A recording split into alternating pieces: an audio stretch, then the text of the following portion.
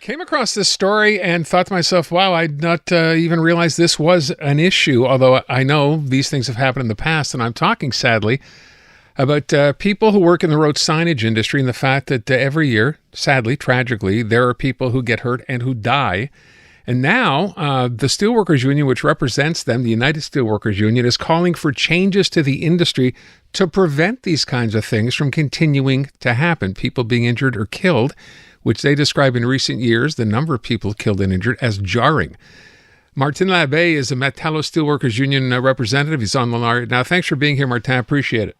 Happy to be there, Mr. Rand. Let's start by talking about, first of all, statistic-wise, how often is this happening and why haven't we been sort of aware of this up until now?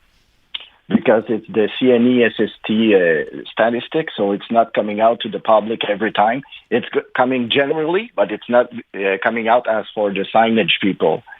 So we have 47 accidents that we had in 2006. We're up now to 215 in 2022. Wow. So it went up 4 times within a couple of years. And with the season, the high peak season that is coming, we're afraid because we had 19 deaths since 2008, 19 fatalities from signage people. So that's an average of 1.2 a year. So we're asking ourselves, who will be the next one? Who will be one of the 5,000 people working this industry dying this year? So we're really afraid that it's going to happen again. We're not asking for to change the laws, not right now. What we're asking the government to do is apply the regulation and the laws that are already there. With the pandemic and with time, it went down. We have about 8 organisms that should regulate the industry, but doesn't do it enough or at all anymore. So we're getting fed up of seeing our brothers and sisters dying. So what we're asking the government is put in place a new organism who's going to take care of the signage people and companies. As an example, we have a new decree since a year for the industry, and we have a parliamentary committee since a year too, and we're asking to give that parliamentary committee who's taking care for now of the working condition of the people of the signage industry. But we're asking the government to give them more power.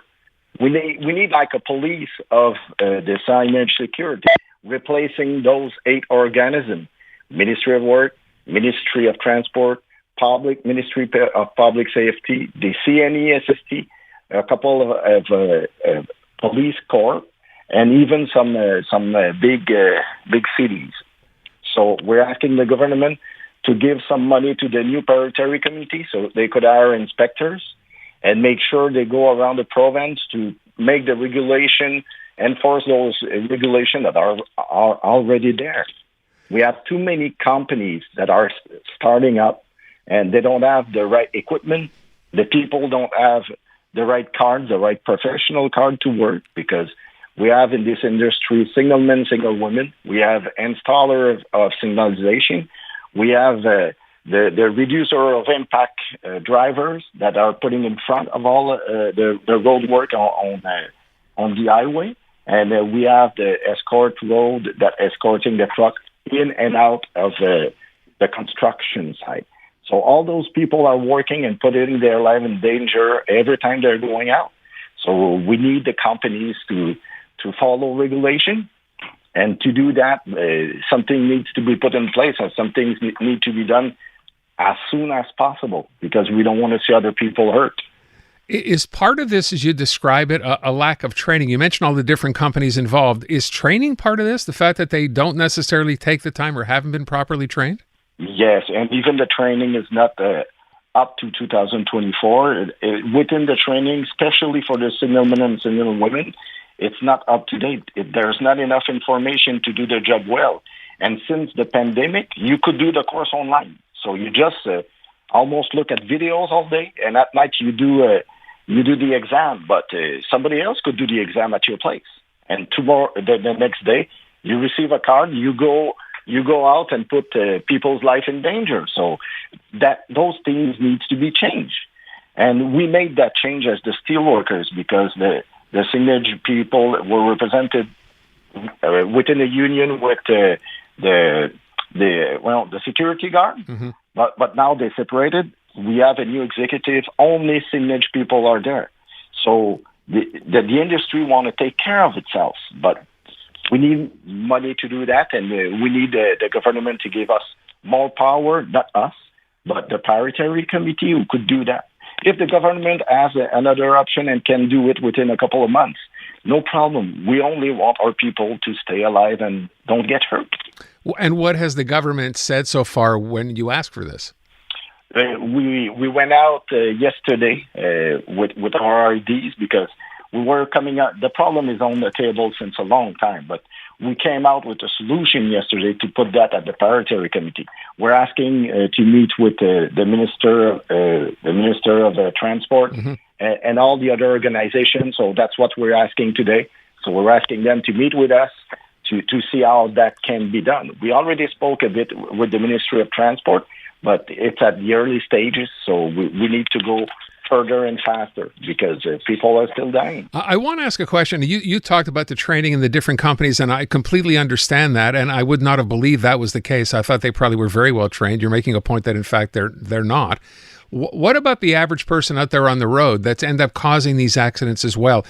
Do you want to see something change there? Do you want to see greater enforcement if people drive recklessly and end up hurting or killing someone?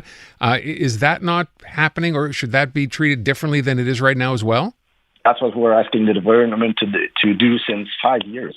And they're starting to do it. The fines are going up a bit. We would love to see people lose their driver's permit and even go to jail if they don't answer to a signal woman orders, because it's putting people's life in danger. They're there for security, for their own security, for the security of the people working on the construction site, and everybody on the road. So we're putting everybody's life at risk. I'm just wondering, too, you described how the situation is not getting better, but actually getting worse. What's the big issue here for motorists on the road? Just that they're completely ignoring this, or what? Since the fines are not high enough, and there's not a big campaign around it explaining what it is. There's new tools to do this work, but there's new barriers that they put out 3 years ago, but nobody knows about it. First time I came in front of one with my car, even I work in this and I know what it is. I said, I could understand people asking themselves, do I go through or not? I see. There's no green light. It's yellow or red. This should be explained in the driver's course of every driver on the road. Yeah. I think most people would probably agree with that as well. The confusion, I think, obviously only makes it more dangerous. Look, I thank you so much for taking the time today. I hope we can move forward on this. Again, as I said, I think for a lot of people, hearing that so many people have died or been injured just working on road signage crews is quite shocking. As you said, jarring. So I wish you good luck and hope we can talk about this when there's some better news to report. Merci beaucoup. Thanks, Martin. Thank you very much for your time.